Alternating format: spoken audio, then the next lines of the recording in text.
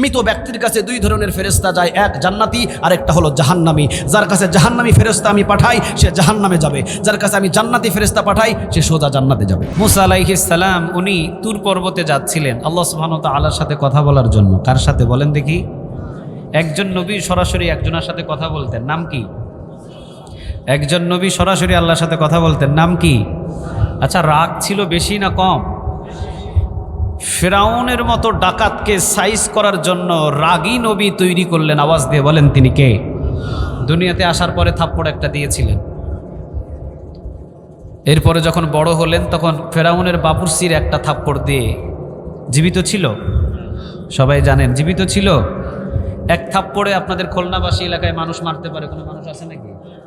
এমন পাওয়ারফুল শক্তিশালী কোনো মানুষ আছে? মুসা আলাইহিস সালাম এক থাপ্পড় দিয়ে ফেরাউনের বাবুরসিরে মেরে ফেললেন। নালিশ গেল ফেরাউনের কাছে, আপনার বাবুরসি তো ইন্তেকাল করছে। কে মারছে? মুসা আলাইহিস সালাম মারছে। ফেরাউন বুঝলেন যে আমি নিজেও ইঙ্গিত করে পেয়েছিলাম, আমি নিজেও ধারণা করেছিলাম এক থাপ্পড়ে যে মানুষ মারতে পারে সেটা মুসা ছাড়া আর দ্বিতীয় কেউ হতে পারে না। সবাই বললেন আপনি কেমনে টের পাইলেন? উনি বললেন আমি ছোটবেলা একটা খাইছিলাম,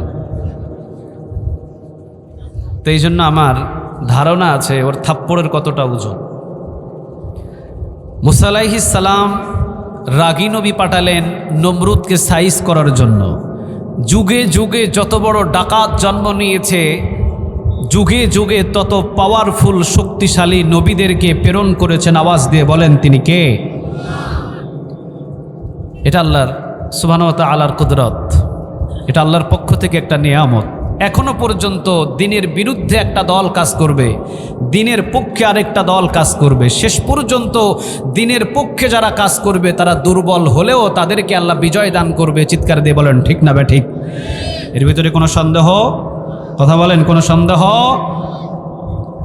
মুসা আলাইহিস সালাম তিনি আল্লাহ সুবহানাহু ওয়া তাআলার সাথে তুর পর্বতে কথা বলতেন। কোন জায়গায়? কথা কি বুঝতেছেন আমার? তুর পর্বতে কথা বলতে যেতেন। মুসা আলাইহিস সালাম তিনি তুর পর্বতে উঠতেই একটা চিন্তিত হয়েছেন যে হায় রে, আজকে আসলাম তুর পর্বতে, না জানি কয়দিন আমাকে এই তুর পর্বতে থাকা লাগে। আল্লাহ যে কয়দিন আমাকে তুর পর্বতে থাকতে বলবে এটা তো আমি জানি না।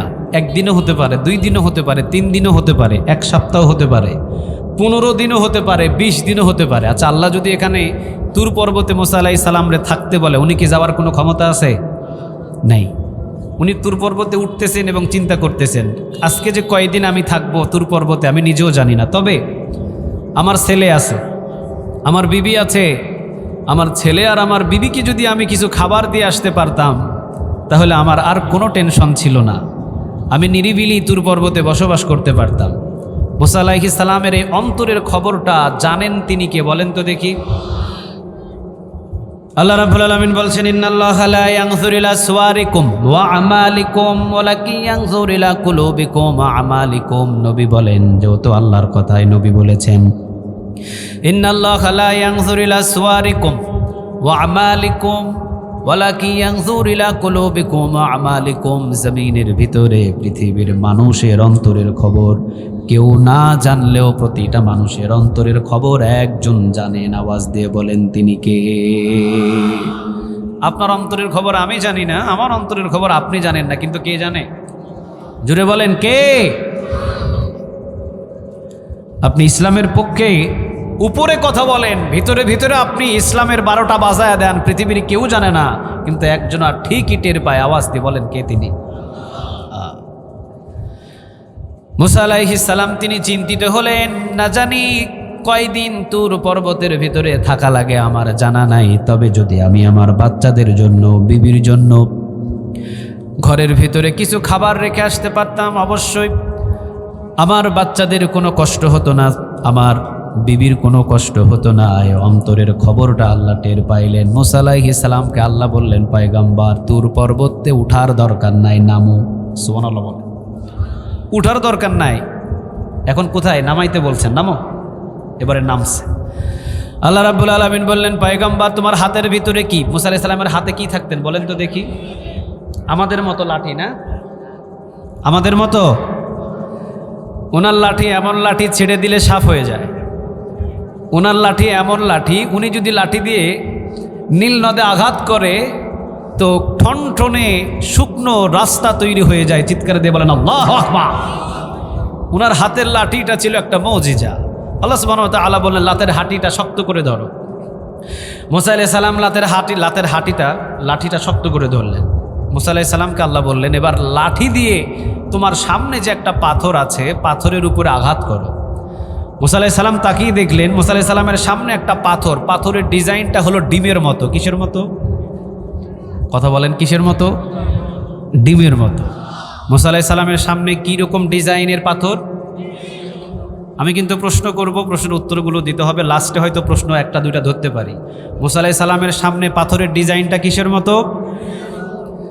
হাতের ভিতরে কি? লাঠি দিয়ে বাড়ি দেওয়ার জন্য কে আদেশ করলেন? আল্লাহ যদি আদেশ করে এটা কি নফল হয়? কি হয়? মুসা আলাইহিস সালাম হাতের লাঠি দিয়ে আঘাত যখন করলেন, আমাদের মতো লাঠি 1000 জন যদি পাথরের উপর আঘাত করি, পাথর কিন্তু বিন্দু পরিমাণ ফাটানো সম্ভব নয়। কিন্তু মুসা আলাইহিস সালামের হাতের ভিতরে লাঠি ধারা শুধু পাথরের উপর আঘাত করলেন। ইন দ্য মিং টাইম সাথে সাথে পাথরটাকে 2 ভাগ করে দিলেন। তিনি কে? পাথরটা 2 ভাগ হয়ে গেল। পাথরটা 2 ভাগ হওয়ার পরে মুসা আলাইহিস সালাম উকি মেরে দেখেন ভিতরে আরেকটা ডিমের মতো পাথর। ভিতরে আরেকটা কি? ডিমের মতো পাথর। মানে ডিমের খোসার মতো 2 পাশে 2টা চলে গেল, মাঝখানে কি থাকে? কি আর ডিম খায় না নাকি এলাকার মানুষ? মাঝখানে কি থাকে? তো মুসা আলাইহিস সালাম দেখলেন মাঝখানে আরেকটা ডিমের মতো পাথর। আল্লাহ রাব্বুল আলামিন আদেশ দিলেন পয়গম্বর হাতের লাঠি দিয়ে আবার দ্বিতীয়বার আঘাত করো। দ্বিতীয়বার আবার আঘাত করলেন। দ্বিতীয়বার আঘাত করার সাথে সাথে দ্বিতীয় পাথরটা ভেঙে যখন 2 পার্শ্বে গেলেন, মাঝখানে দেখলেন আরেকটা পাথর, ডিমের মতো পাথর। জিন্দা পাথরটা রেখে দিয়েছেন তিনি কে? আদেশ আসলো পয়গম্বর দ্বিতীয় পাথর ভেঙেছো, এবার তৃতীয় পাথরের উপরে আঘাত করো। আদেশ যেহেতু আসছে উপর থেকে, আদেশ অমান্য করার কোনো ক্ষমতা নাই। তৃতীয় পাথরের ভিতরে আঘাত করলেন। পাথর ভাঙলেন কয়টা? ছিল মুসা আলাইহিস সালাম মোট পাথর ভাঙলেন কয়টা? 3টা পাথর ভাঙার পরে উনি 3 নম্বর পাথর ভাঙার পরে যখন 3 নম্বর পাথর ভেঙে গেছে 2 পার্শ্বে, দেখলেন মাঝখানে ছোট্ট একটা পিঁপড়া ছোট্ট একটা বাসার ভিতরে বসবাস করছেন। এবং সুবহানাল্লাহি ওয়া বিহামদিহি সুবহানাল্লাহিল আযীম আল্লাহুম্মা লাকুলুবাল আযাবি লাশাইয়ুন কাবীর ওয়া হামিদুম মুস্তাকবিরিন লা শাকির ওয়া হামিদুম মুস্তাকবিরিন। একের পর এক প্রশংসা করছে এই পিঁপড়া। মুসা আলাইহিস সালাম দেখে কপাল ঘেমে গেছে। আল্লাহ রাব্বুল আলামিন বললেন পয়গম্বর কপাল ঘামালে হবে না, কানটা ওই পিঁপড়ার মুখের কাছে নিয়ে যাও। সুবহানাল্লাহ বলেন। আল্লাহ রাব্বুল আলামিন বলেন ইন্নামা আমরুহু ইযা আরাদা শাইআন আইয়াকুলা লাহু কুন ফায়াকুন। আল্লাহ যদি বলেন তো হয়ে যায়, বলেন কোন সাথে সাথে ফায়াকুন হয়ে যায়, বলেন হুকুমটা কার? পিঁপড়ার মুখে কি আল্লাহ কথা ফুটাতে পারে? কথা বলেন না, কথা ফুটাতে পারে? আরে পৃথিবীতে তো হাজার মানুষ আছে, বহু মানুষ আছে, জিহ্বা আছে, মুখ আছে, কথা বলতে পারেন। কথা বলেন না কেন? তাহলে মানুষ হলেই যে কথা বলবে বিষয়টা এটা নয়। মানুষ হয়ে জন্ম নেয় কিন্তু মায়ের গর্ভ থেকে দুনিয়াতে এসে কথা বলতে পারে না এমন মানুষ পৃথিবীতে আছে না নাই? কান আছে, কান দিয়ে শুনতে পায় না এমন মানুষ নাই? চোখ আছে, চোখ দিয়ে দেখতে পারে না এমন মানুষ আছে না নাই? তাহলে আল্লাহ যে সূরা ইয়াসিনে বললেন ইন্নামা আমরুহু ইযা আরাদা শাইআন আইয়াকুলা লাহু কুন ফায়াকুন। আল্লাহ বলছেন আমি বলতে দেরি হবে, হইতে দেরি হবে না। আমি আল্লাহ যখন বলবো রাত হও রাত হয়ে যাবে। আমি আল্লাহ যখন বলবো দিন হও দিন হয়ে যাবে। আমি আল্লাহ যখন বলবো সূর্যের আলো হারিয়ে যাও হারিয়ে যাবে। আমি আল্লাহ যখন বলবো কিয়ামত সংগঠিত হও কিয়ামত সংগঠিত হয়ে যাবে। আমি আল্লাহ যখন বলবো ক্ষমতার মসনদে বসে আছে জুতার মালা পরাও জুতার মালা পরানো হবে। আমি আল্লাহ যদি বলি বাংলাদেশ থেকে চোরের মতো পালাতে হবে, বাংলাদেশের টিকে থাকার কোনো সুযোগ হবে না, বর্ডার পার হয়ে বাংলাদেশ থেকে পালাতে বাধ্য হয়ে যাবে। আদেশটা আমার আর আপনার নয়, আদেশটা কার? আরো জোরে বলেন, আদেশটা কার? ওই মালিকের। উনি শুধু আদেশ দিতে দেরি হবে। 18 রকমের খাবার রান্না করে বঙ্গভবনে মরগের রান, গরুর গোস্ত, খাসির গোস্ত, 18 রকমের প্লেট রান্না করা আছে। দুপুরবেলা না খেয়ে এক কাপড়ে পালাতে বাধ্য হয়ে গেছে। কার আদেশ? আরো জোরে বলে। কি ব্যাপার, খুলনাবাসী ভয় পাচ্ছে নাকি? কার আদেশ? আমরা শুধু তার আদেশের অপেক্ষায় বসে থাকি, ঠিক না ঠিক? নাকি পৃথিবীর কোনো শক্তিকে আমরা ভয় পাই? পৃথিবীর শক্তিকে ভয় পায় যারা, তারা তো জালেম, তারা তো ভীত। আমরা তো ভীত নই, আমরা তো আবু জেহেল নই, আমরা তো আবু লাহাব নই, আমরা তো উতবা নই, আমরা তো সাইবা নই, আমরা তো মগিরা নই। আমরা এক একটা ওমর, এক একটা ওসমান, এক একটা আলী জমিনের ভিতরে বসবাস করছি। যতদিন কোরআনের রাজ কায়েম না হবে ততদিন এই রাস্তা থেকে আমাদের কেউ সরাতে পারবে না, ঠিক না বেঠে? আল্লাহ যেন সেই ঈমান আমাদের দান করে। আর একটু জোরে বলেন আমিন। তাহলে মুসা আলাইহিস সালাম উনি তাকিয়ে দেখলেন এই ছোট্ট পিঁপড়া তাসবিহ পাঠ করছে। কার? আল্লাহ। সুন্দর করে তাসবিহ পাঠ করছে। আল্লাহ রাব্বুল আলামিন বললেন, পয়গম্বর শুধুমাত্র তাসবিহ পাঠ করলে, শুধুমাত্র তাসবিহ শুনলেই হবে না, কানটাকে পিঁপড়ার মুখের কাছে নিয়ে যাও। এই আদেশটাও দিলেন তিনি কে? নফল, ওয়াজিব, কি কি?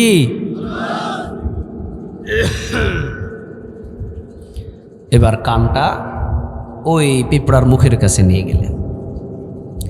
এবার পিঁপড়া প্রথম তাসবিহ পাঠ করে বলতেছেন, 3 পাথরের মাঝখানে জগতের পর যুগ পার হয়ে গেল, আল্লাহ আমাকে একদিনের জন্য অনাহারে রাখে নাই।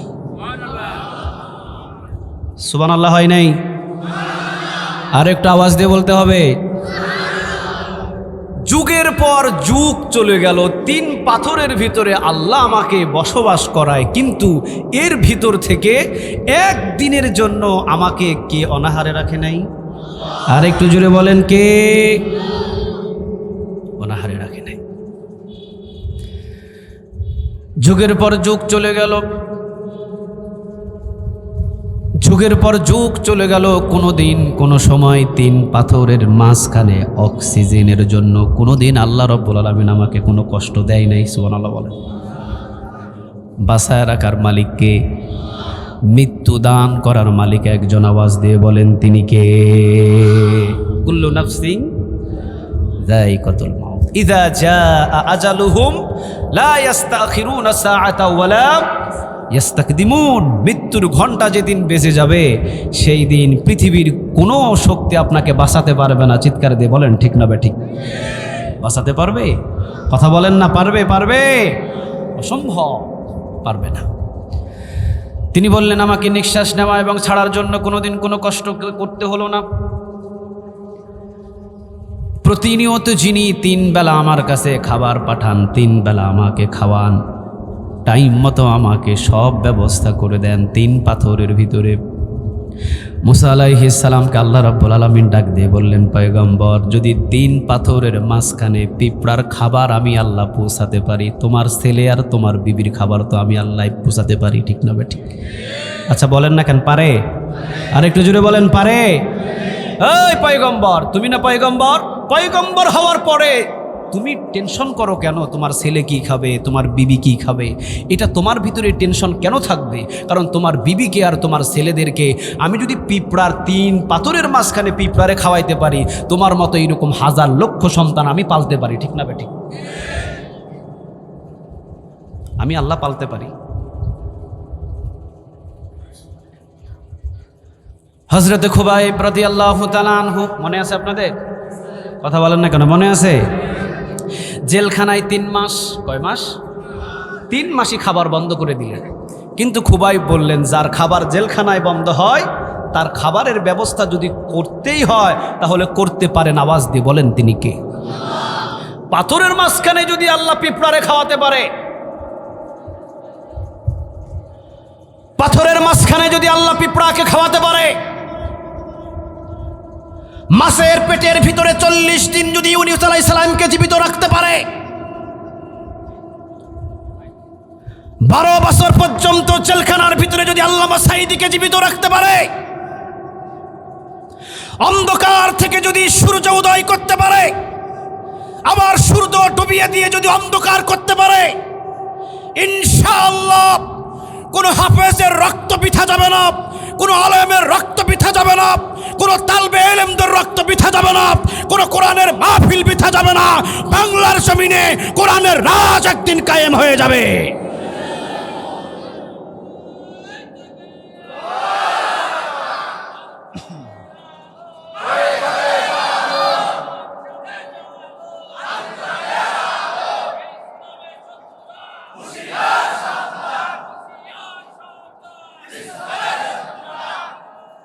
দেখি এবার আওয়াজ দেন তো, লিল্লাহে তাকবীর, লিল্লাহে তাকবীর, নারে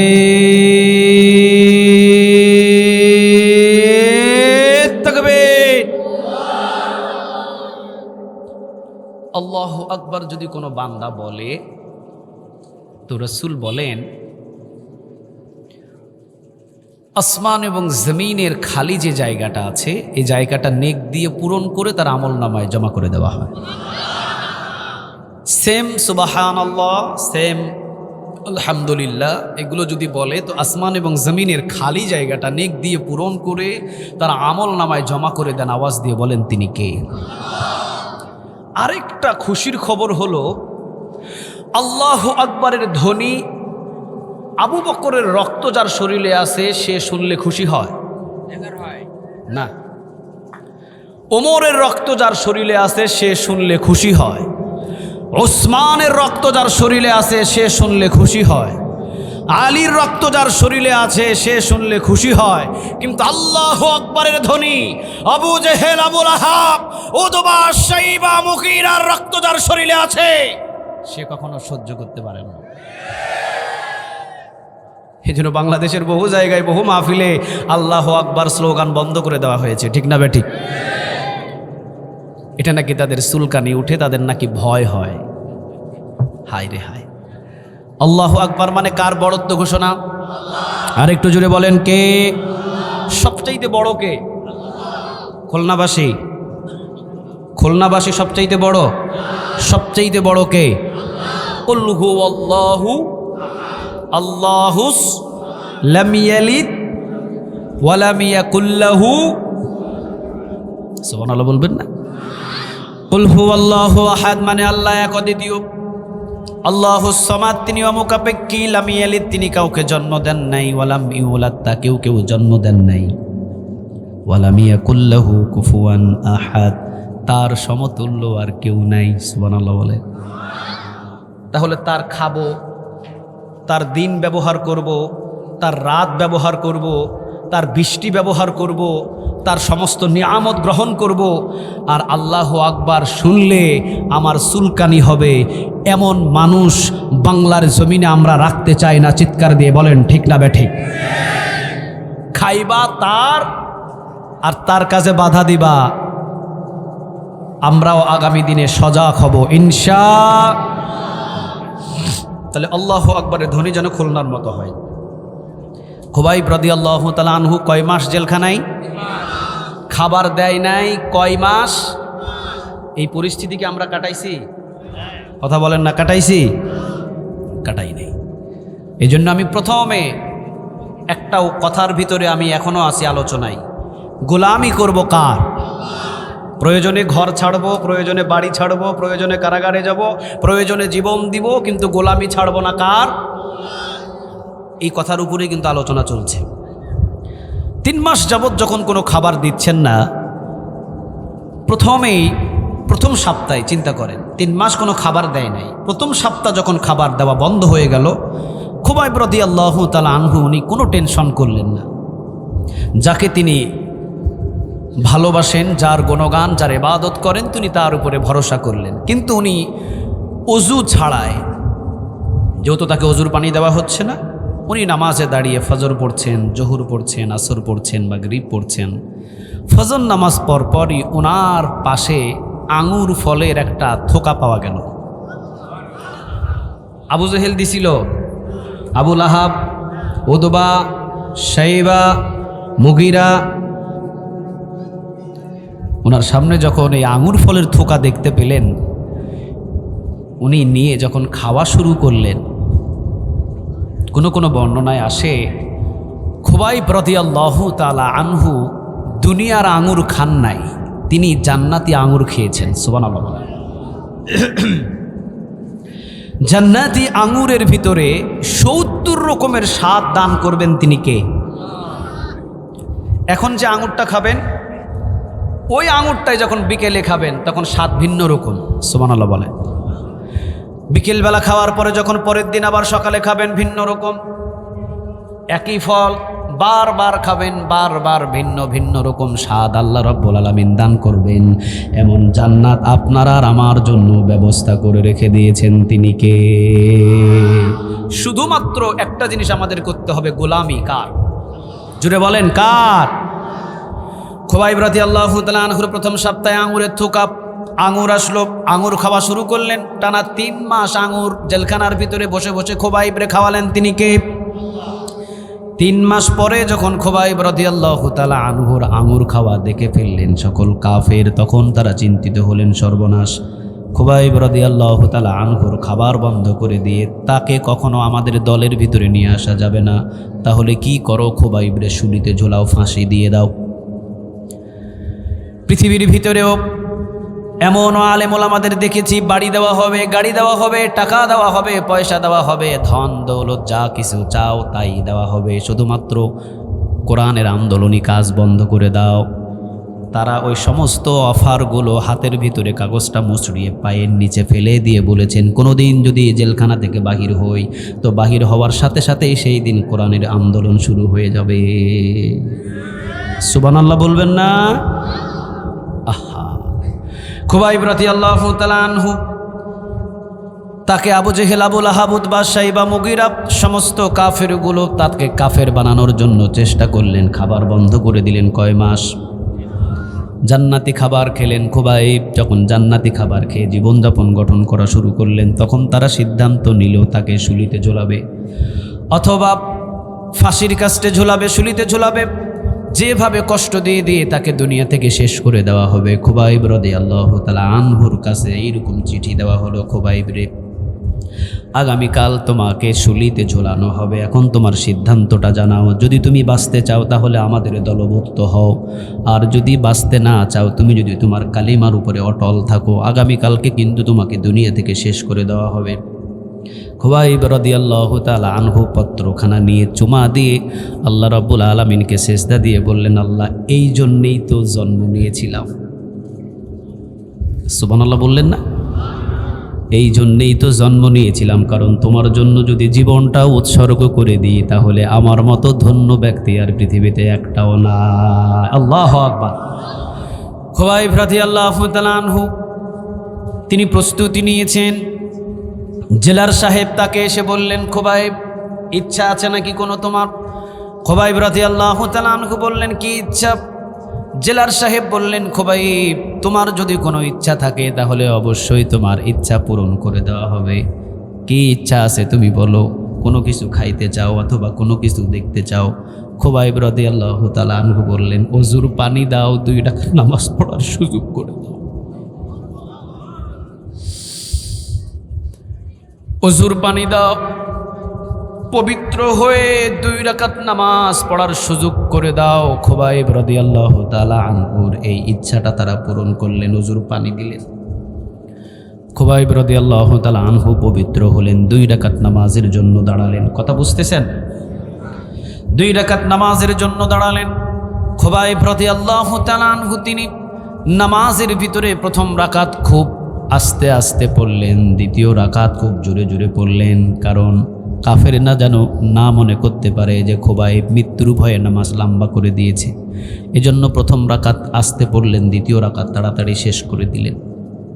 দুই হাত তুললেন একজন মালিকের কাছে। কে তিনি বলেন? তুলে কি বললেন? প্রথমে বললেন, ইয়া আল্লাহ, তোমার জন্য জীবনটা কোরবান দিচ্ছি, এর চাইতে আনন্দ আমার আর কিছু নাই। সুবহানাল্লাহ বলেন। পৃথিবীতে এর চাইতে আনন্দের দিন আমার আর কিছু নাই। ও রব্বে করিম, পৃথিবীতে আমার আর আনন্দের দিন এর চাইতে বড় দিন আর কিছু নাই আল্লাহ। তবে আমি 3 মাস যাবৎ আমার নবীর চেহারা থেকে আমি মারুম হয়ে আছি। 3 মাস আমি আমার নবীর চেহারাটা দেখি নাই। ও রব্বে করিম, যদি সম্ভব হয় আর আমি যদি তোমার গোলাম হয়ে থাকি, তো আমার আজকের এই বিদায়ী সালামটুকু নবীর কাছে তুমি পৌঁছায়া দিও। শত শত কিলোমিটার দূরে বিশ্বনবী মুহাম্মদ সাল্লাল্লাহু মসজিদে নববীতে আমার রাসূল খুবাইব রাদিয়াল্লাহু তাআলা আনহুকে নিয়ে যাওয়া হলো, শুলিতে ঝুলানো হলো। বিশ্বনবী ছিলেন মদিনায় মসজিদে নববীতে। হঠাৎ করে নবী বসা থেকে দাঁড়ালেন, হাত লম্বা করে দিয়ে বললেন, সালামুন আলাইকা ইয়া খুবাইব, সালামুন আলাইকা ইয়া খুবাইব, সালামুন আলাইকা ইয়া খুবাইব। সাহাবীরা বললেন, নবী 3 মাস পর্যন্ত আমরা আমাদের খুবাইবকে হারিয়ে ফেলেছি। 3 মাস পর্যন্ত আমরা আমাদের খুবাইবকে পাই নাই। নবী বললেন, আর কোনোদিন পেতে হবে না, খুবাইব তো এখন জান্নাতের মেহমান হয়ে যাচ্ছে। খুবাইবকে আর কোনোদিন তোমরা পাবে না, কারণ আমাদের ধরা ছোঁয়ার বাহিরে খুবাইবকে জান্নাতের মেহমান হিসেবে কবুল করে নিয়েছেন তিনি কে? সাহাবীরা প্রশ্ন করলেন, নবী আমাদের খুবাইবের কি হয়েছে? নবী বললেন, খুবাইব এক আল্লাহর দিকে মাথাটাকে উঁচু রেখে জীবনটা কোরবান দিয়েছে একজন মালিকের জন্য। তিনি কে? আপনারা কি ওই মালিকের জন্য জীবন কোরবান দিতে রাজি আছেন? আর একটু জুড়ে বলেন, রাজি আছেন? আল্লাহ যেন আমাদের প্রত্যেকের জীবনটাকে তার জন্য কোরবান হিসাবে কবুল করে নেয়, বলে না আমিন। খুবাইব রাদিয়াল্লাহু তাআলা আনহু 2 রাকাত নামাজ পড়ে দোয়া করেছিলেন, রব্বে করিম 3 মাস যাবৎ পর্যন্ত আমি খুবাইব বিশ্বনবীর চেহারা থেকে মারুম আছি, চেহারা দেখি নাই। আল্লাহ দয়া এবং মায়া করে আমার এই সালামটুকু তুমি আমার নবীর কাছে পৌঁছায়া দিও। আল্লাহ রাব্বুল আলামিন খুবাইবের সালামটা আমার কাছে পৌঁছায়া দিয়েছে। খুবাইবের সালামটা আমার কাছে পৌঁছিয়ে দিয়েছে। এই জন্য আমি খুবাইবের সালামের সম্মানে বসা ছিলাম। বিশ্বনবী বলেন, আমি বসা ছিলাম। খুবাইবের শাহাদাতে আমি এত খুশি, খুবাইবের সালামটা আমি বসে বসে নিতে পারি নাই, দাঁড়ায়া দাঁড়ায়া খুবাইবের সালামটুকু আমি গ্রহণ করলাম। সুবহানাল্লাহ বলেন। বিশ্বনবী এবার বলা শুরু করলেন, এই যে আমি দেখতে পাচ্ছি খুবাইবকে শুলিতে ঝোলানো হচ্ছে। বিশ্বনবীজি বলছেন এখান থেকে, এই যে আমি দেখতে পাচ্ছি খুবাইবকে শুলিতে ঝোলানো হয়েছে। খুবাইবের ডান হাতে কূপ দিলেন, খুবাইবের ডান হাত কেটে ছিটকে পড়ল। খুবাইবের বাম হাতে কূপ দিলেন, খুবাইবের বাম হাত কেটে ছিটকে পড়ল। খুবাইবের মুখের ভিতরে মুস্কি মুস্কি হাসি। খুবাইবের ডান পায়ে কূপ দিলেন, খুবাইবের ডান পা ছিটকে পড়ল। খুবাইবের বাম পায়ে কূপ দিলেন, খুবাইবের বাম পা ছিটকে পড়ল। 2টা পা নাই, 2টা হাত নাই, কিন্তু মুখের ভিতরে হাসি। সুবহানাল্লাহ বলবেন। মুখের ভিতরে কি? আর একটু জুড়ে বলেন। মুখের ভিতরে হাসি। বিশ্বনবী মদিনা থেকে বলছেন, আমার খুবাইবকে এই যে হাত কাটা হলো, এই যে পা কাটা হলো, এই যে আমার খুবাইবের মুখের ভিতরে হাসি উজ্জ্বল হয়েছে। হাত 2টা কাটলেন, পা 2টা কাটলেন। একজন কাফেরে বললেন, আরে খুবাইব, যদি তোর জায়গায় মুহাম্মদকে পেতাম কতই না ভালো হতো। নাউজুবিল্লাহ বলবেন না? খুবাইবের যখন সামনে বললেন, খুবাইব তোর জায়গায় যদি মুহাম্মদকে পেতাম বড় ভালো হতো। খুবাইবের হাত নাই, খুবাইবের পা নাই, কিন্তু মুখ আছে না নাই? মুখের ভিতরে থুতু নিয়ে কাফেরের দিকে থুতু নিক্ষেপ করে বললেন, কাফের সাবধান হয়ে যা, যদি আজকেও আমার হাত নাই, আজকে আমার পা নাই, মুখের ভিতরে থুতু দিয়ে নিক্ষেপ করে তোকে বুঝাইয়া দিলাম, আমার নবীকে যদি আমার সামনে কেউ কোনো কিছু বলে, খুবাইবের হাত এবং পা যদি থাকতো, আল্লাহি আল্লাহর কসম তাকে দুনিয়াতে কখনো আস্ত থাকতে দিতাম না। আল্লাহু আকবার। মুসলমান জাগতে হবে, মুসলমান সজাগ হতে হবে। বাংলার জমিনের ভিতরে আমার রাসূলকে ছাগল মোহাম্মদ বলা হয়, বাংলার জমিনের ভিতরে আমার রাসূলকে বিড়াল মোহাম্মদ বলা হয়। তাদের বিচার এই বাংলার জমিনে হয় নাই। আমাদের একজন ভাই হানজালা এমপি হয়েছেন, তিনি সংসদের ভিতরে বলেছেন আমার রাসূলকে নিয়ে যদি বাজে কোনো মন্তব্য করে তার জন্য বাংলার জমিনের ভিতরে মৃত্যুদণ্ড দেওয়া হয়। তিনি বলেছেন সংসদ ভবনে, আমরা রাজপথ থেকে বলে দিতে চাই বাংলার জমিনের ভিতরে যদি আমার রাসূলকে নিয়ে বাজে কোনো মন্তব্য করে তাকে লাঠি পিটা করে বাংলার জমিনে জিন্দা দাফন করা হবে। ঠিক না বেঠে?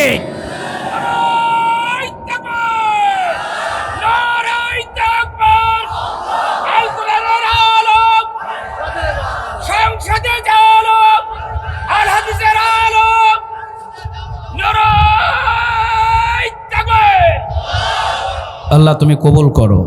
আর একটু জোরে বলেন আমিন। এমপি হানজালার কথা শোনেন নাই? কথা বলেন না, আপনারা শোনেন নাই? ওরা কথা বলবে সংসদে, আমরা কথা বলবো রাজপথে। ওরা কথা বলবে সংসদে, আমরা কথা বলবো রাজপথে। সংসদ থেকে রাজপথ থেকে যখন আন্দোলন শুরু হবে, তসলিমা নাসরিনের মতো নাস্তিক বাংলার জমিনে কোনো ঠাঁই পাবে না। তসলিমা নাসরিন তো পালানোর সুযোগ পাইছে, আগামীর দিনে নতুন কোনো নাস্তিক পালানোর সুযোগ দেওয়া হবে? জুড়ে বলেন, পালানোর কোনো সুযোগ দেওয়া হবে? খুলনার ভূমি, খুলনার জমিন, আমি প্রায় সেলাই গেলে একটা কথা বলে দিয়ে আসি। নাস্তিকেরা ওই ঢাকা শহরের ভিতরে কথা বলে, নাস্তিকেরা ইসলামের বিরুদ্ধে এসি রুমের ভিতরে কথা বলে, নাস্তিকেরা টিভি টকশোর ভিতরে কোরআনের বিরুদ্ধে কথা বলে, নাস্তিকেরা সাহাবীদের বিরুদ্ধে ওই টিভি টকশোর ভিতরে কথা বলে। আমি বলি, আরে বেটা, ঢাকা শহরের ভিতরে কথাগুলো নয়, টিভি টকশোর ভিতরে কথাগুলো নয়, বুকের যদি পাটা থাকে খুলনার জমিনে এসে কথা বল, পিঠের চামড়া নিয়ে ঢাকা যেতে পারবি না। যদি সাহস থাকে খুলনার ভূমিতে এসে কথা বলো, তাওহীদি জনতার সামনে এসে কথা বলো, পিঠের চামড়া নিয়ে ঢাকা শহর যাইতে পারবে না। ঠিক না বে ঠিক? কারণ আমরা জীবনের চাইতে আমাদের রাসূলকে কম ভালোবাসি না বেশি ভালোবাসি? আমাদের জীবনের চাইতে আমাদের আল্লাহকে বেশি ভালোবাসি না কম ভালোবাসি? খুবাইব রাদিয়াল্লাহু তাআলা আনহু কি দিয়ে প্রতিবাদ করলেন? কথা বলেন, কি দিয়ে? তাহলে বোঝা যায় আমার রাসূলের বিরুদ্ধে যদি কেউ কোনো কথা বলে, আমার রাসূলকে নিয়ে যদি কেউ কটূক্তি করে, তার পাশে বসে চা খাওয়া তো দূরের কথা, তাকে যতক্ষণ পর্যন্ত দাফন না করতে পারবো ততক্ষণ পর্যন্ত আমরা নিজেরা নিজেদেরকে মুমিন বলে পরিচয় দিতে ঘৃণা করব। ঠিক না বেঠিক? তোমার বাবাকে যদি কেশবপুরে বাজারের ভিতরে পিটায়, আর তুমি যদি কেশবপুর বাজারে দাঁড়ায়া দাঁড়ায়া বাবাকে পিটাই দিয়েছে, তুমি দাঁড়ায়া দাঁড়ায়া দেখতেছো, ওরে কি ছেলে বলা যাবে? কথা বলেন, ওটা কি ছেলে বলা যাবে? ওটা ছেলে নামের কলঙ্ক। কথা বলেন না কেন? ওটা ছেলে নামের কি কলঙ্ক। বাবাকে কেশবপুরে পিটায়, পারবে কি পারবে না দূরের কথা, হাতে যা আছে সেটা নিয়ে ঝাঁপিয়ে পড়লে এটাই হলো যোগ্য ছেলে। ঠিক না বে ঠিক? আমার রাসূলকে তুমি গালি দিবা, আমার রাসূলকে তুমি উল্টাপাল্টা কথা বলবা, আমার রাসূলকে নিয়ে তুমি কটূক্তি করবা, আর তোমার সাথে বসে বসে কফি খাবো, চা খাবো, তোমারে ভাই বলে সম্বোধন করব, এমন ইসলাম আমরা কখনো মানি না। কথা বলেন না কেন?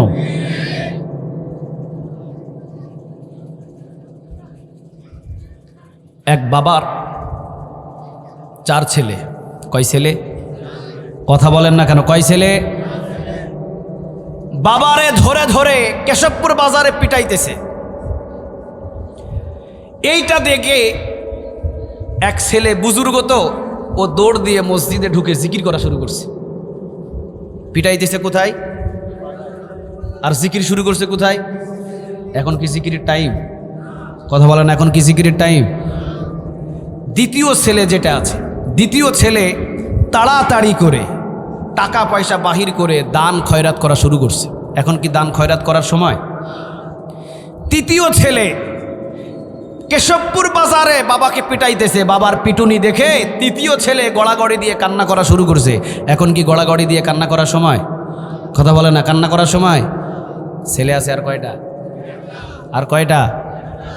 দৌড় মেরে বাড়িতে গিয়ে 2.5 থেকে 3 হাতের একটা মোটা সাইজের লাঠি নিয়ে কেশবপুর বাজারে ঝাঁপিয়ে পড়ছে। 8 থেকে 9 জন বাবাকে যারা পিটাইছিল, কারো হাত ভাঙছে, কারো পা ভাঙছে, কারো মাথা ফাটাইছে, কারো দাঁত ফালাইছে। ছেলে 4 জন বাড়িতে এসে বাবার সামনে দাঁড়াইছে, 3 জন রে দূর দূর করে তাড়িয়ে দিয়ে যেটা 2.5 থেকে 3 হাত লাঠি নিয়ে বাবারে বাসায় নিয়ে আসছে, ওটারে বুকের ভিতরে নিয়ে বলছে তোরে আমার দরকার। ঠিক না বে ঠিক? রাসূল রে মোহাম্মদকে রাসূলকে নিয়ে বাজে মন্তব্য করে, রাসূলকে নিয়ে বাজে বাজে কথা বলে। তোমার মসজিদে জিকির করার সময় হয়, ময়দানে আসার সময় হয় না। তোমার মতো আশেকের আমার রাসূলের দরকার নাই। তুমি ছাড় দাও, তুমি বাদ দাও। রাসূলকে এদিকে 12টা বাজায় ফেলতেছে, আমার রাসূলকে নিয়ে বাজে মন্তব্য করে, আর তুমি মসজিদে এখনো জিকির কষা নিয়ে ব্যস্ত আছো। তোমার তো দরকার ছিল হাতে যাবো নিয়ে ময়দানে ঝাঁপিয়ে পড়ে তার বিরুদ্ধে আন্দোলন গড়ে তোলা। ঠিক না বে ঠিক? তাহলে খুবাইব রাদিয়াল্লাহু তাআলা আনহু কি দিয়ে প্রতিবাদ করলেন? কথা বলেন না, কি দিয়ে? নেজা একটা তরবারি নিলেন, সোজা নেজা একটা তরবারি নিলেন। নেজা একটা তরবারি নিয়ে খুবাইবের বুক দিয়ে ঢুকিয়ে দিলেন, পিঠ দিয়ে বাহির হয়ে গেল। খুবাইব রাদিয়াল্লাহু তাআলা আনহু তিনি মুস্কি হাসি দিলেন। বিশ্বনবী বললেন, খুবাইবের মুস্কি হাসিটা পৃথিবীর কেউ ফোটাতে পারে নাই। খুবাইবের যখন বুক দিয়ে নিজা তরবারি ঢুকানো হয়েছে, পিছন দিয়ে যখন তরবারি বাহির হয়েছে, এর আগ মুহূর্তে ইন্নাল্লাযীনা ক্বালু রাব্বুনাল্লাহ, কার কথা বলেন? আর একটু জুড়ে বলেন, কার? ইন্নাল্লাযীনা ক্বালু রাব্বুনাল্লাহ,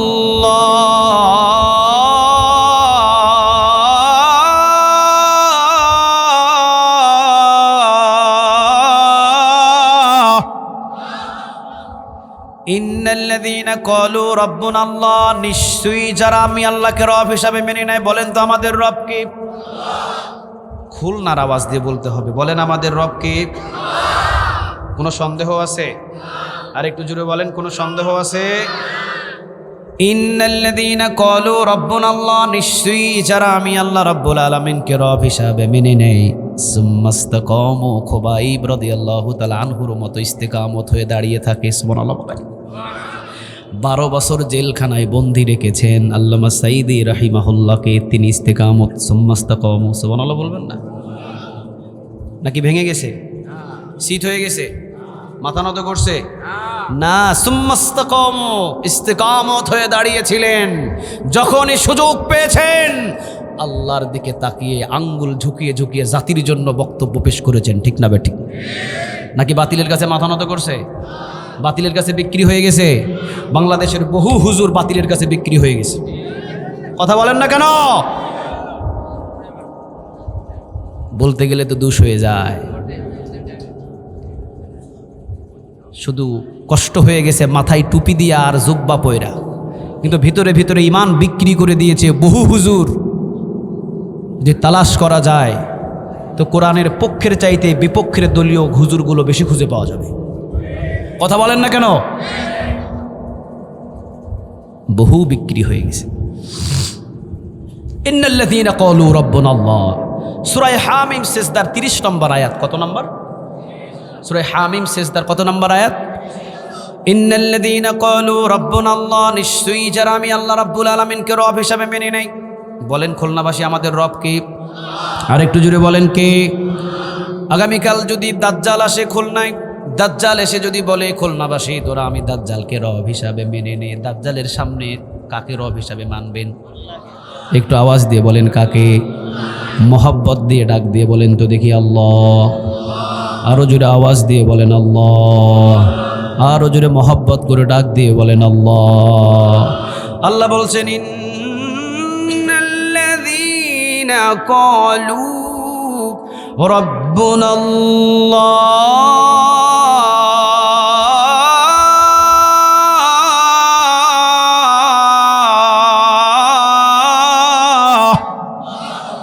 ইন্নাল্লাযীনা ক্বালু রাব্বুনাল্লাহ, নিশ্চয়ই যারা আমি আল্লাহ রাব্বুল আলামিনকে রব হিসাবে মেনে নেয়।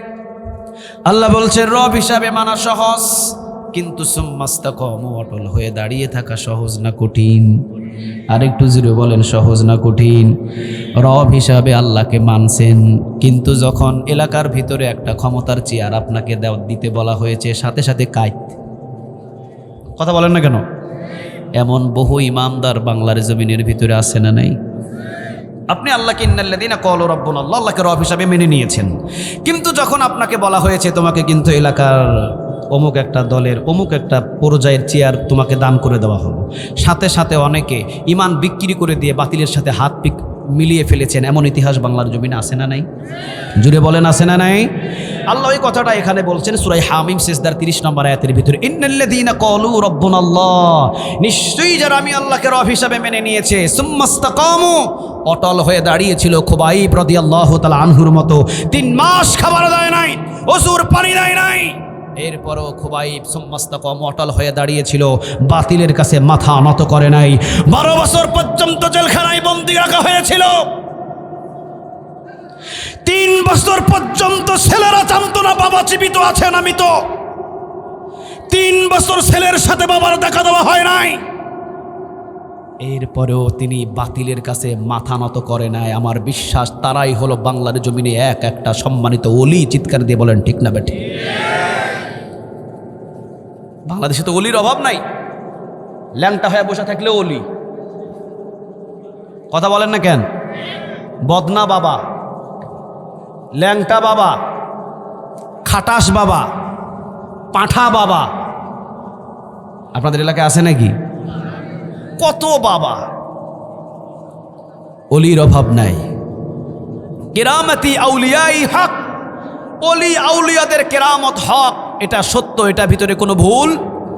কিন্তু অলি তো তারা যারা ইঙ্গিত করে কিছু কথা বলবে, এগুলো বাস্তবায়ন হয়ে যাবে। আল্লাহু আকবার বলেন। আরে বাংলার জমিনের ভিতরে যারা সমস্ত কম অটল হয়ে জেলখানায় 12 বছর ছিলেন, তারা জেলখানায় ঢোকার আগে বাংলার জমিনে ভবিষ্যৎবাণী কিছু বলেছিলেন, মৃত্যুর আগে পরে সব বাস্তবায়ন হয়ে গেছে। ঠিক না বেঠিক? উনি বলেছিলেন বাংলার জমিনের ভিতরে যাদের কোরআন ভালো লাগে না, বাংলার জমিনের ভিতরে যাদের হাদিস ভালো লাগে না, কোরআন দিয়ে রাষ্ট্র পরিচালনা হোক যাদের ভালো লাগে না, তারা মনে করছে তারা খুব শক্তিশালী, তারা মনে করেছে তারা লোকজন দিয়ে খুব ভারী। ভুল ধারণা। 12 কোটি মানুষ কোরআনের পক্ষে, ইসলামের পক্ষে, আল্লাহর আইনের পক্ষে। যারা মনে করে কোরআন দিয়ে রাষ্ট্র পরিচালনা করবে না, কোরআন যাদের ভালো লাগে না, মনে রেখে দিও এমন একদিন আসবে 12 লক্ষ মানুষ গাছের গোড়া ধরে নাড়া দিবে, মামু বাড়ি দিল্লি গিয়ে পড়বা। কোন জায়গায় গিয়ে পড়ছে? ভবিষ্যৎবাণীটা সত্য না মিথ্যা? কথা বলে না। কোন জায়গায় গিয়ে পড়ছে? উনি বলেছিলেন বেশি জুলুমি করো না, উনি বলেছিলেন বেশি জালিয়াতি করো না, উনি বলেছিলেন বেশি অন্যায় করো না, এতিমদের উপর আঘাত করো না, মাসলুমের উপরে জুলুমি করো না। এমন পরিস্থিতি আসবে পালানোর মতো ইন্দুরের গর্ত খুঁজে পাবা না। কোন নেতা কোন বর্ডার ক্রস করে পালাইছে কোনো মিডিয়াতেও খবর পাইছেন? কথা বলেন না, খবর পাইছেন? ভবিষ্যৎবাণী সত্য না মিথ্যা? উনি বলেছিলেন যারা আমাকে রাজাকার বানিয়েছে, উনি বলেছিলেন যারা আমাকে যুদ্ধ অপরাধী বানিয়েছে, উনি বলেছিলেন যারা আমাকে জেনাখোর বানিয়েছে, উনি বলেছিলেন যারা আমাকে খুনি বানিয়েছে। মনে রেখে দিও বাংলার জনগণ, সমস্ত কথা মিথ্যা। আমি আল্লামা সাঈদীর হাতে একটা কোনো মানুষ খুন হয় না তো দূরের কথা, বিনা কারণে একটা পাখি পর্যন্ত আল্লামা সাঈদী হত্যা করে নাই। তারা যে আমাকে মানুষ খুনকারী হিসাবে বানিয়েছেন, জেনাখোর হিসাবে বানিয়েছেন, এই মামলায় যদি আমি আল্লামা সাঈদীকে তারা হত্যা করে, তারা ক্ষমতায় 1 বছর টিকে থাকতে পারবে না। তার ভবিষ্যৎবাণী, তিনি মারা গেল 14 আগস্ট, আর 1 বছর না পুরতেই 5 আগস্টে বাংলাদেশ ছাড়তে তারা বাধ্য হয়েছে। কথা কি অবস্থা আপনা বাস্তব? আল্লাহ বলছেন এখানে ওই কথাটাই, ইন্নাল্লাযীনা ক্বালু রাব্বুনাল্লাহ, যারা আমি আল্লাহকে রব হিসাবে মেনে নিয়ে সুম্মাস্তাকামু, অটল হয়ে দাঁড়িয়ে থাকতে পারবে, তারা ওলি হবে, তারা সম্মানিত হবে, তাদের মর্যাদা অনেক বেশি। কি বেশি? এটা আল্লাহই বলছেন। সুবহানাল্লাহ বলেন। এটা আল্লাহ এখানেই বলছেন, সূরা হামিম সিজদার 30 নম্বর আয়াতে বলছেন। কি বলছেন দেখেন, আল্লাহ রাব্বুল আলামিন বলছেন যারা আমি আল্লাহকে রব হিসাবে মেনে নিয়ে সুম্মাস্তাকামু অটল হয়ে দাঁড়িয়ে থাকবে 6 জায়গায়। জোরে বলেন কয় জায়গা? আর একটু জোরে বলেন কয় জায়গা? 1 নাম্বার ব্যক্তিগত জীবনে রব হবেন তিনি কে? আর একটু জোরে বলেন তিনি কে? 2 নাম্বার পারিবারিক জীবনে রব হবেন তিনি কে? মানে আমার পরিবার পৃথিবীর কোনো রবের হুকুম মতো চলবে না, আমার পরিবার একজন রবের হুকুম মতো চলবে। আওয়াজ দিয়ে বলেন তিনি কে? রব আমরা মানি একজনকে। হিন্দু ভাইয়েরা যারা আছেন ওনাদের দেবতা হলো 33 কোটি। জানেন নাকি কেউ? হিন্দু ভাইদের দেবতার সংখ্যা কত? কত কোটি? 33 কোটি। মানুষের চাইতে দেবতা বেশি। আমাদের রব কয়জন? ওদের দেবতা হলো 33 কোটি। এখন আসেন, বাংলাদেশের ঢাকা ঢাকেশ্বরী একটা মন্দির আছে, চিনেন কিনা আপনারা? ঢাকা ঢাকেশ্বরী একটা মন্দির আছে। ওদের 33 কোটি দেবতার পাওয়ার কতটুকু, শক্তি কতটুকু, এটা বোঝানোর জন্য আমি বলছি। ওদের 33 কোটি দেবতা ওরা মানে, রব মানে তাদেরকে 33 কোটি। 33 কোটি দেবতা ওদের শক্তি কতটুকু এটা বুঝে নেবার। ঢাকা ঢাকেশ্বরী একটা মন্দির আছে। এই মন্দিরে 2001 থেকে 2005-এর ভিতরে হয়তো হবে, আমার ভুল হচ্ছে, এই 1-5-এর ভিতরে হবে। এখানে 8 থেকে 10টা একটা হাত বানায় একটা দেবতার। এটার নাম কি আপনারা কি জানেন? হিন্দুরা না জানলেও মুসলমান জানে, কেননা ওদের পূজা আপনারা না গেলে কখনো হয় না, আপনাদেরকে যেতেই হবে। ওদের যে কয়টা দেবতা থাকে হিন্দুদের মুখস্থ না হলেও মুসলমানদের ওর চাইতে বেশি মুখস্থ আছে। তাহলে 10-12টা যেটা হাত থাকে ওটার নাম কি? এখন কেউ বলে না ভয়ে। এই তো আরেকজন বলছে মা দুর্গা, তাহলে ওইটার নাম হলো দুর্গা। এই ঢাকা ঢাকেশ্বরী মন্দিরের ভিতরে এই দুর্গার গলায় 100 ভরি স্বর্ণের চেন ঝুলাইয়া দেওয়া হয়েছিল। কত ভরি? 100 ভরি। 1 ভরি স্বর্ণের দাম যদি 2.5 লাখ টাকা হয়, 100 ভরি স্বর্ণের দাম কয় কোটি? কয় কোটি? সুরের কি ধর্ম আছে? কথা বলে না, সুরের কি ধর্ম আছে? সুর ওই স্বর্ণর দিকে নজর গেছে। রাতের অন্ধকারে ঢাকা ঢাকেশ্বরী মন্দির থেকে 100 ভরি স্বর্ণের চেন চুরি করে রাতের অন্ধকারে সুর পালায়া গেল। কিন্তু ঢাকা ঢাকেশ্বরী মন্দিরে এতগুলো দেবতা থাকলো, একটা দেবতা টের পেল না কে নিল। এখন বলেন তো দেখি, এই দেবতা কামিলা নাকি আকামিলা? কামিলা নাকি আকামিলা? এই দেবতা দিয়ে কি কোনো কাজ হবে? এই দেবতা দিয়ে কি কোনো কাম হবে? অথচ আমার মালিক কি বলছেন? ফামাইয়ামাল মিসকালা যাররাতিন খায়রান ইয়ারা ওয়া মাইয়ামাল মিসকালা যাররাতিন শাররান ইয়ারা। যাররা পরিমাণ যদি কোনো নেক আমল করো, ওইটাও বান্দা আমি কিয়ামতে হাজির করে দেব। সুবহানাল্লাহ বলেন। যাররা পরিমাণ যদি কোনো গুনাহ করো, পৃথিবীর কেউ টের পায় নাই। যাররা পরিমাণ যদি তোমার কোনো গুনাহ হয়ে যায়, কিয়ামতের ময়দানে বলেন তো দেখি যাররা পরিমাণ গুনাহটাকে হাজির করবেন তিনি কে? আল্লাহ সেটাই বলছেন, আল্লাহু লা ইলাহা ইল্লা হুয়া আল হাইয়ুল কাইয়্যুম।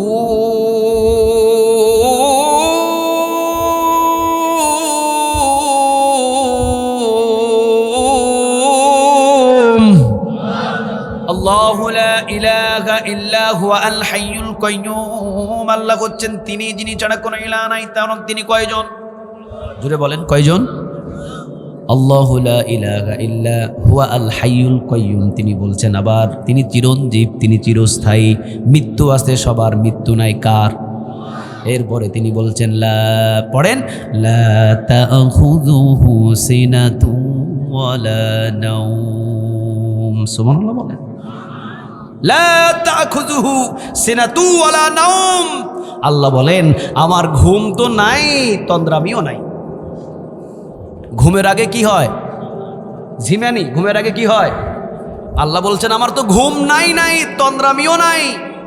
সারা পৃথিবীতে বান্দারা কি করে রাতের অন্ধকারে দিনের বেলা সব আমি আল্লাহর আরশ আজিম থেকে টের পাই। সুবহানাল্লাহ বলেন।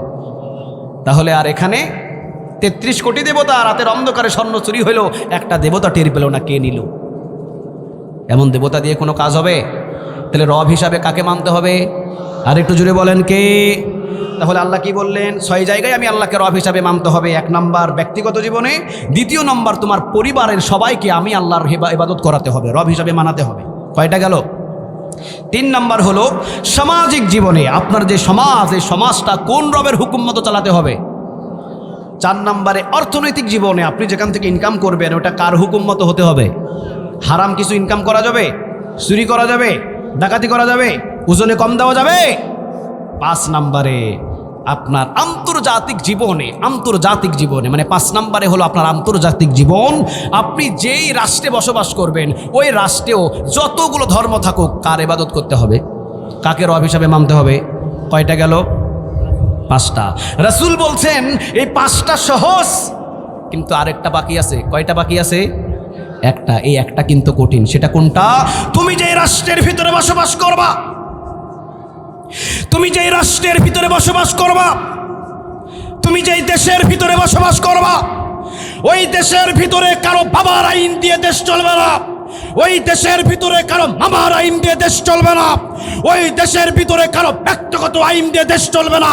তুমি যেই দেশের ভিতরে বসবাস করবা, দেশের ভিতরে আল্লাহর আইন বাস্তবায়ন করবা। যখন আপনি বলবেন রাষ্ট্র যার, দেশ যার, জমিন যার, আইন চলবে তার, তখনই আপনি হয়ে যাবেন রাজাকার, তখনই আপনি হয়ে যাবেন যুদ্ধ অপরাধী। রাসূল বলছেন এই 6 নম্বরটা বড় কঠিন। কি? তুমি যে রাষ্ট্রের ভিতরে বসবাস করবা ওই রাষ্ট্রের ভিতরে তোমার রবের আইন তোমাকে বাস্তবায়ন করে ফেলতে হবে। যখনই আপনি বলবেন মানুষের বানানো আইন দিয়ে রাষ্ট্র চলতে পারে না, কোরআনের বিধান দিয়ে রাষ্ট্র চলবে, কোরআনের আইন দিয়ে রাষ্ট্র চলবে, তখন আপনাকে আঙ্গুল দেখিয়ে বলা হবে তুই রাজাকার, তুই যুদ্ধ অপরাধী। আচ্ছা, রাজাকার যুদ্ধ অপরাধী বলে কি মুমিনদেরকে ঠেকানো যাবে? আরেক জুড়ে বলেন ঠেকানো যাবে? এক খোবাইব রাদিয়াল্লাহু তাআলা আনহুকে তারা বিদায় করে দিয়েছেন। হাজারো খোবাইব জমিনের ভিতরে জীবিত আছে না নাই? আর একটু জুড়ে বলেন আছে না নাই? তাহলে আল্লাহ এখানে কে বলছেন 6 জায়গায় আমি আল্লাহকে রব হিসাবে মেনে নিলাম। 6 জায়গায় আমি আল্লাহকে রব হিসাবে মেনে নেওয়ার পরে যখন তুমি বলবা রাষ্ট্র যার, আইন চলবে তার, তখন তোমাকে বলে দেওয়া হবে তোমাকে রাজাকার, তোমাকে যুদ্ধ অপরাধী, একটা ট্যাগ দিয়ে তোমাকে গ্রেফতার করে 12 বছর জেলখানায় নিয়ে যাওয়া হবে। তখন তোমাকে সুম্মাস্তাকামু, অটল হয়ে একজনের দিকে তাকিয়ে সবর ধরতে হবে, ধৈর্য ধরতে হবে। আওয়াজ দিয়ে বলেন তিনি কে? তাফসীর কি বুঝতেছেন আপনারা? কথা বলেন না কেন? তাফসীর কি বুঝতেছেন? এবার সবর ধরলেন। আল্লাহ রাব্বুল আলামিন এখন কি বলছেন? সুম্মাস্তাকামু, যখন তোমরা সবর ধরলাম, তাতানাজ্জালু আলাইহিমুল মালায়েকা, আমি তোমাদের কাছে জান্নাতি ফেরেশতা পাঠাবো। সুবহানাল্লাহ বলেন। ওয়ান্নাসিআতি গরকা ওয়ান্নাশিতাতি নাশতা ওয়াসসাবিহাতি সাবহা ফাসসাবিকাতি সাবকা ফালমুদাব্বিরাতি আমরা। সূরা আন-নাসিয়াতের ভিতরে আল্লাহ বলছেন মৃত ব্যক্তির কাছে 2 ধরনের ফেরেশতা যায়, এক জান্নাতি আর একটা হলো জাহান্নামী। যার কাছে জাহান্নামী ফেরেশতা আমি পাঠাই সে জাহান্নামে যাবে, যার কাছে আমি জান্নাতি ফেরেশতা পাঠাই সে সোজা জান্নাতে যাবে। আল্লাহ এখানে কি বলছেন? তাতানাজ্জালু আলাইহিমুল মালায়েকা, যারা সুম্মাস্তাকামু, অটল হয়ে দীর্ঘদিন পর্যন্ত আমি আল্লাহর দিকে সবর ধরে জেলখানার ভিতরে থাকবে অথবা শুলিতে ঝুলে থাকবে, আমি আল্লাহ তাদের কাছে জান্নাতি ফেরেশতা পাঠাবো। সুবহানাল্লাহ বলেন। 3টা সুসংবাদ নিয়ে পাঠাবো। জুড়ে বলেন কয়টা? আরেকটু জুড়ে বলেন কয়টা? সুসংবাদ দিয়ে পাঠাবেন তিনি কে? কি ফেরেশতা? জাহান্নামী। কি ফেরেশতা? জান্নাতি ফেরেশতার কাছে আল্লাহ নিজে কয়টা সুসংবাদ দিয়ে পাঠাবেন? আর একটু জুড়ে বলেন কয়টা?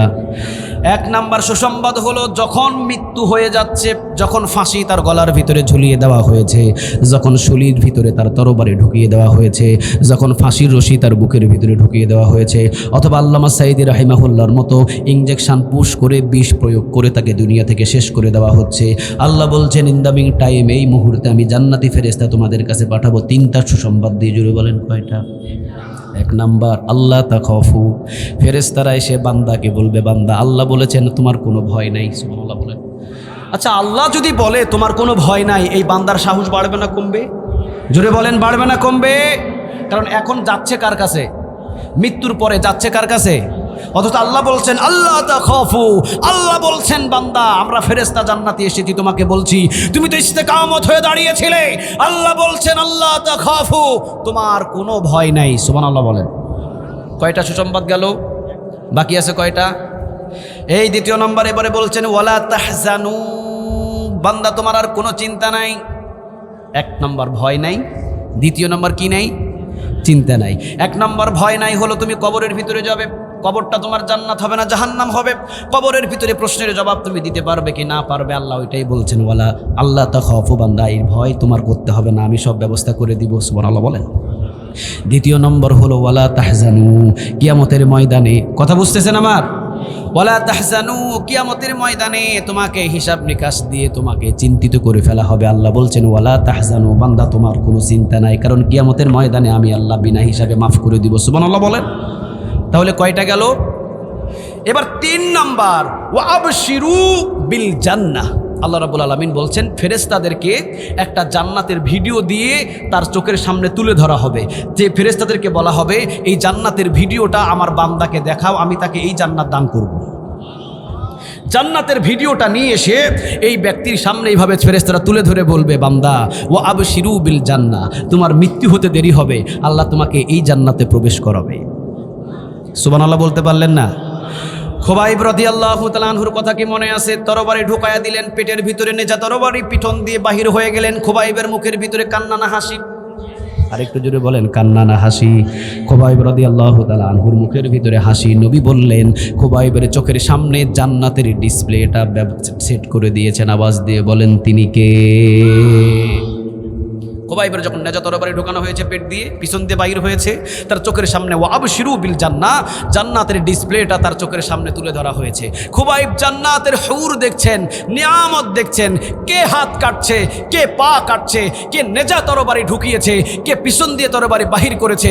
খুবাইবের বিন্দু পরিমাণ কোনো টের পায় নাই, কারণ রাসূল বলেছেন যে আল্লাহর জন্য জীবন দেয় কলস থেকে পানি গ্লাসে ঢালা যতটা সহজ, তার থেকে সহজে তার রূহটা আল্লাহ বাহির করে নেয়। আল্লাহর জন্য কি জীবন দিতে রাজি আছি? আল্লাহর জন্য কি জীবন দিতে রাজি আছি? তাহলে আল্লাহ বললেন ইন্নাল্লাযীনা ক্বালু রাব্বুনাল্লাহ, আমাদের রবকে। গোলামি হবে কার? বাড়ি ছাড়বো, গাড়ি ছাড়বো, টাকা ছাড়বো, পয়সা ছাড়বো, এলাকা ছাড়বো, কিন্তু গোলামি ছাড়বো না কার? তাহলে সুম্মাস্তাকামু, বিপদ আসবে, অটল হয়ে দাঁড়িয়ে থাকবো কার দিকে তাকিয়ে? তাহলে সুসংবাদ পাবো কয়টা? আর একটু জুড়ে বলেন কয়টা? মৃত্যুর আগ মুহূর্তে আল্লাহ আমাকে সুসংবাদ দেবে 3টা। 1, আল্লাহ তাখাফু, তোমার কোনো ভয় নাই। 2, ওয়ালা তাহজানু, তোমার কোনো চিন্তা নেই। 3, ওয়া আবশিরু বিল জান্নাহ, বান্দা তোমার জন্য এই জান্নাতের ব্যবস্থা করে দেওয়া হয়েছে। জান্নাতটা যখন বান্দা দেখবে, মুস্কি একটা হাসি দিবে, হাসির ভিতরে রূহটাকে বাহির করে নিয়ে চলে যাবেন তিনি কে? আল্লাহ যেন আমাদের সবাইকে জান্নাত দেখে মৃত্যু দান করে। আর একটু জুড়ে বলেন আমিন। আল্লাহ যেন এমন মৃত্যু দান করে, মৃত্যুর আগ মুহূর্তে যেন কালেমা নসিব আমাদের জবানে থাকে। চিৎকার দিয়ে বলেন আমিন। সূরা হামিম সেজদার 30 নম্বর আয়াত।